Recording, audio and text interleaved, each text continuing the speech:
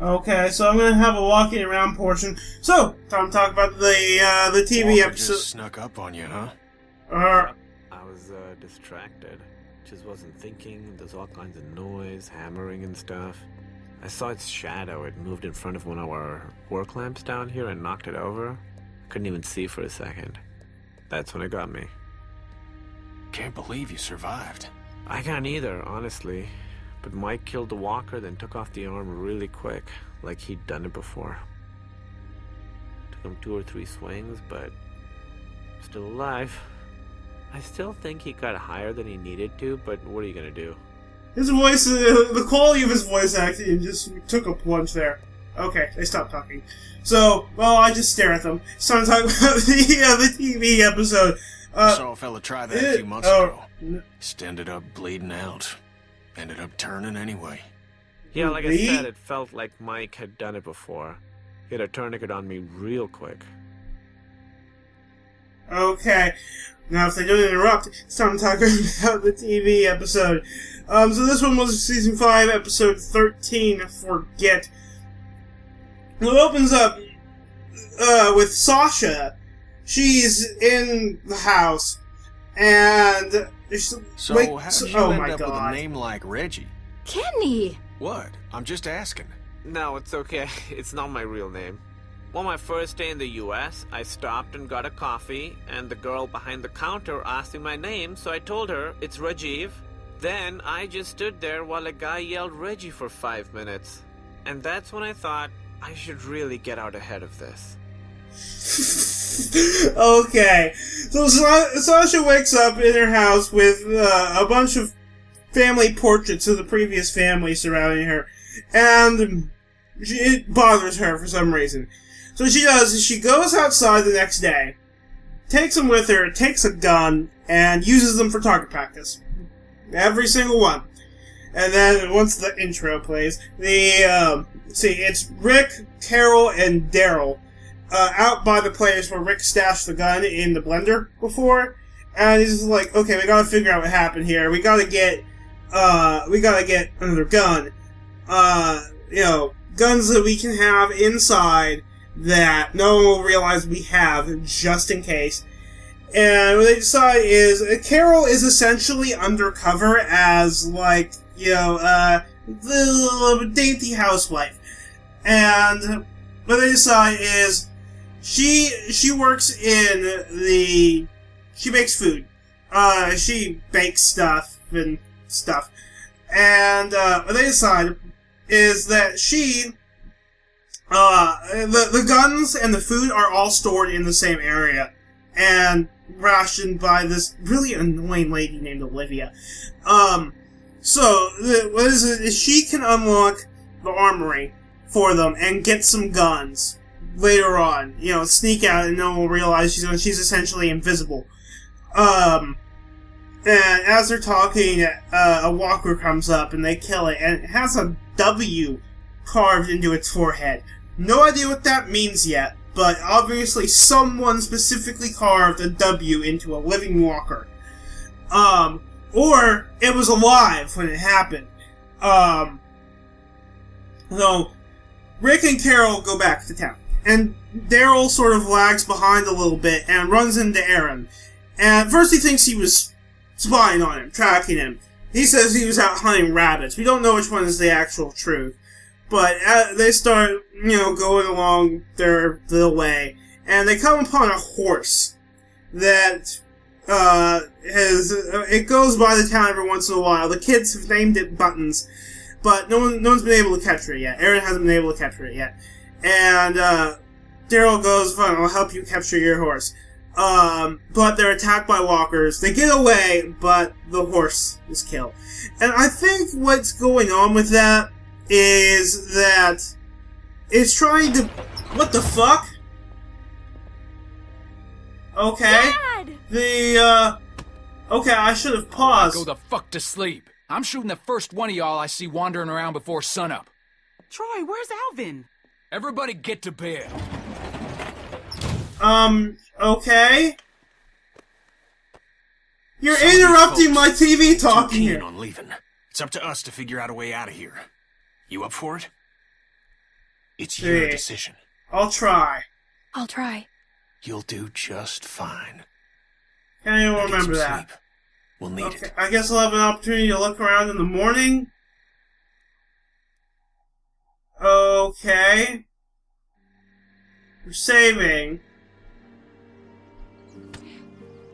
I'm being woken by that Troy asshole. Oh, see, I'm just gonna be silent. Get up. Bale's gonna have a word. With me?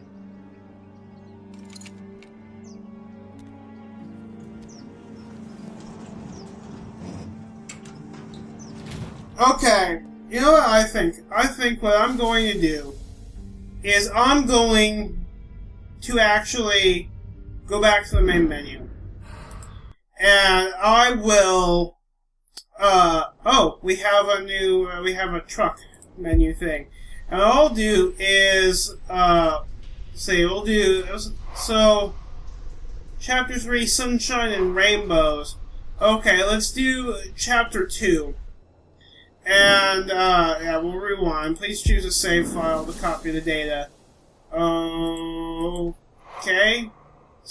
Okay. We'll, overwrite save file 2, I suppose. That's like the very, very beginning. Okay. Well, wow, this is a while ago. Okay. So, I'll pause here, and I'll continue talking about the episode, and, depending on how long it takes, I'll just end the video, or I'll come back once we get to the deal again, and I'll walk around that time. So, basically, see, where was I? Oh, the bonding between Daryl and Aaron. So, basically, right, it was back at camp. There was Maggie, and actually, it's Rick. I forget who else. I can't keep track of all the characters in this show anymore. And someone else, and Maggie and Deanna, she wants Maggie to serve on her government when they eventually build a government again. Oh, it's Michonne. Michonne's the other person. And basically, like, they're trying to build, like, actually restart society from this. And it seems like certain members of the group are convinced that that's actually possible, and certain of them are not. Michonne definitely actually seems to be. Sasha is no. Daryl is not really. Rick is kinda, and they head outside, and Sasha's out there, and she and Rick say that the place is not secure. A walker isn't going to be able to get in, but a human could just climb the wall pretty easily. And they have a clock tower, which, Deanna's son Aiden occasionally uses as a sniper point, but not very often. And Sasha's like, we need to have someone man that all the time, and I want it to be me. And Deanna's like, okay, but only if you come to this party that I'm throwing you guys tonight. Which Daryl ends up not really wanting to go to.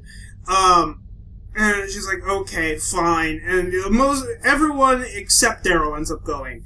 And the idea is, during the party is when Carol will sneak out and go get guns. Because no one will be watching. So they get there, people mingle, Carol leaves to go get the guns.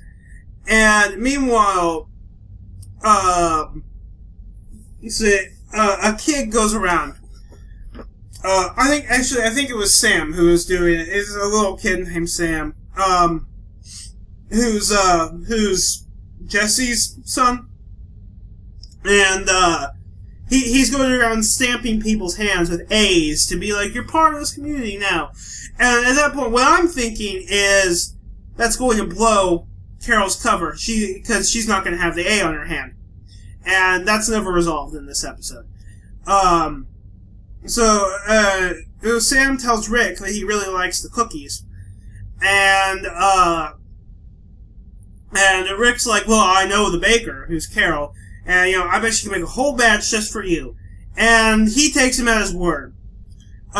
he goes off to follow Carol to ask her to make some cookies as she's getting the guns. And she has to be like, hey, you can't tell anyone about this. Not even your mom, who he tells everything. And then she basically threatens him that she's going to tie him to a tree out in the middle of nowhere and have walkers kill him. Basically, homicide by walkers. I don't like Carol doing that, man. The back of the party, it seems almost like Rick starts flirting with Jessie, despite the fact that she's married to Pete, the surgeon guy, who we haven't really seen much of yet. And there's also a scene where Abraham's drunk, and Abraham goes out to talk to Michonne, and she has a little plastic sword that's used to poke potato puffs and eat them with.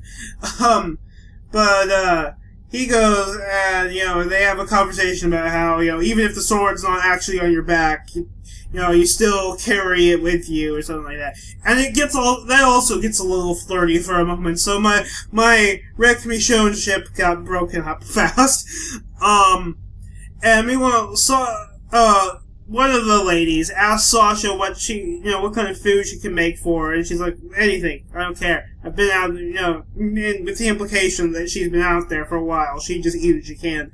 She's like, well, I'm worried I'm gonna make something you don't like, and she's like, that's what you're worried about? And makes a huge scene, and has an outburst. And storms out of the party. Meanwhile, this whole time, Daryl has been he walked by Aaron's house, and Aaron invited him in. And turns out that Aaron told Deanna that not to give Daryl a job because he's worried that with his boyfriend, what's his name? Like Ed or something like that? Ethan? It starts with an E. I honestly cannot remember. He doesn't want him going out on recruiting people anymore with his, fucked up leg. And so he's like, I want Daryl, I want you to be the other person to do it. And, rewind. Back to when they're trying to capture the horse, he mentions that he used to have a bike. Motorcycle. Morrow's bike. And, during their dinner, they're having spaghetti with, Daryl and the couple. Aaron takes him out to the garage, and it turns out that he has, motorcycle parts that could potentially be built into a functioning one. After Sasha's outburst, Deanna talks to her the next morning and tells her, what the fuck does she tell her? I honestly don't remember. She tells her something, I think,